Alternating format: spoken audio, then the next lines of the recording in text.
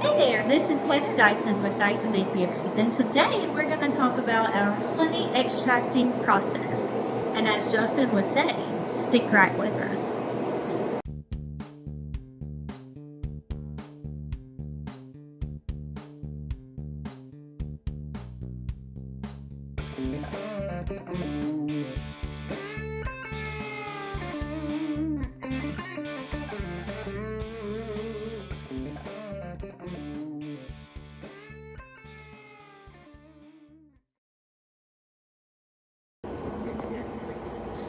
Alright, so as we walk through here, first thing we do is we bring our supers in on pallets, moving them around in here with a pallet jack. We have a table here where we move our supers over to. If you notice here, I have a couple blocks under here that makes the frames pop up out of the box. I need to build me a little stainless box there for that too, just haven't gotten that done, but kind of helps with removing those frames quickly.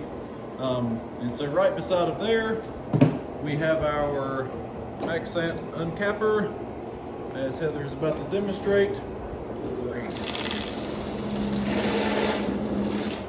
And comes out with a nice, clean, uncapped frame. We'll pause there for just a second. I'll look right below. Here's where we collect our cappings. This is kind of a bottleneck for me right now, using an old uncapping sink to collect those cappings.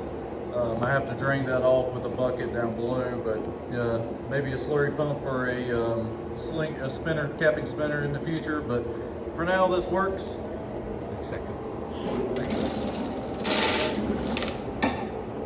Nice uncapped frame. We have a couple cells. Every now and then it don't get caught, so we pop it over here to this Thorne Manufacturing uncapping sink and roll those out. Just got this new uncapping sink 2 weeks ago. Absolutely loving it. And so we're dropping our frames into this uncapping sink, and we're basically using it as a drip sink.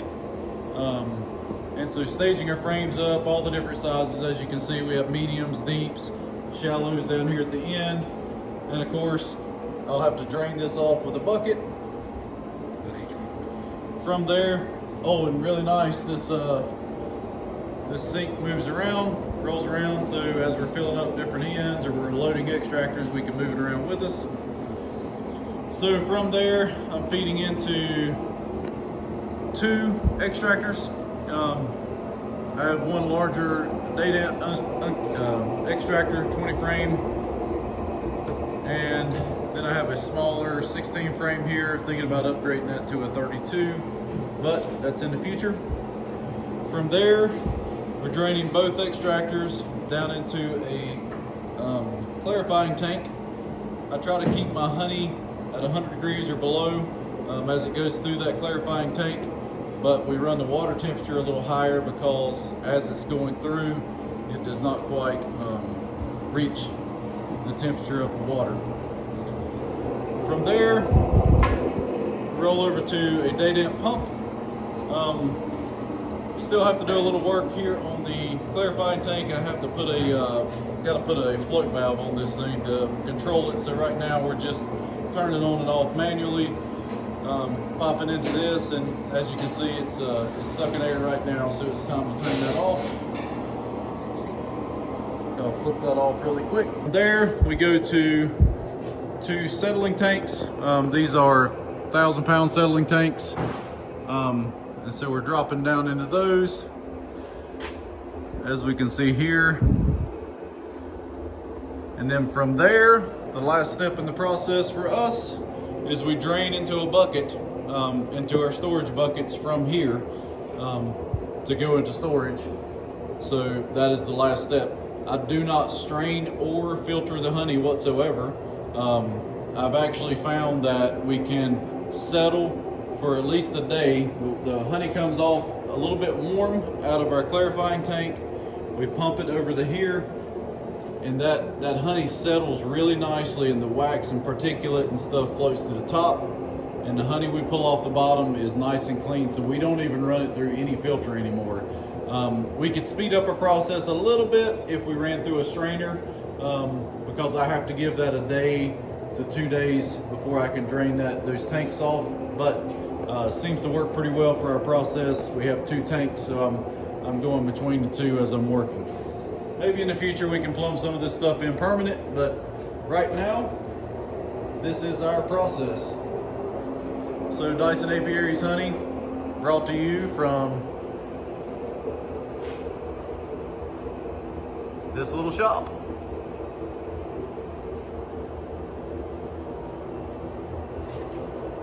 Give you a good little look around there.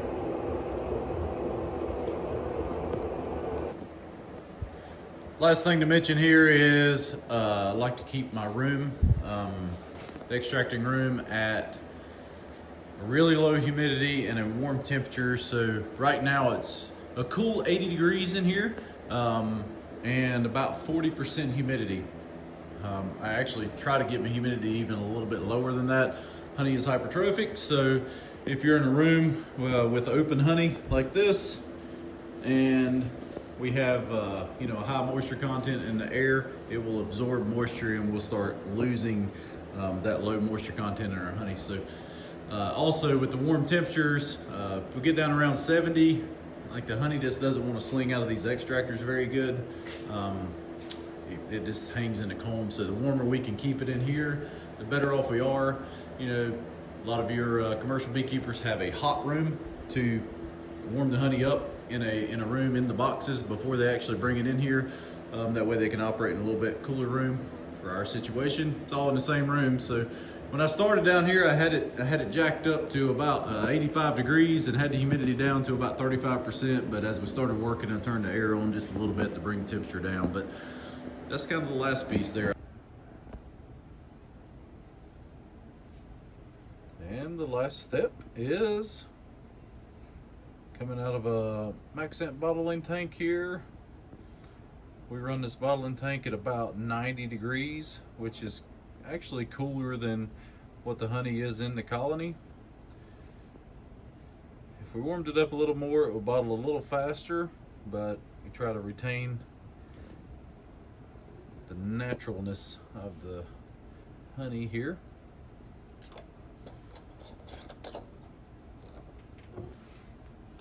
And a couple labels.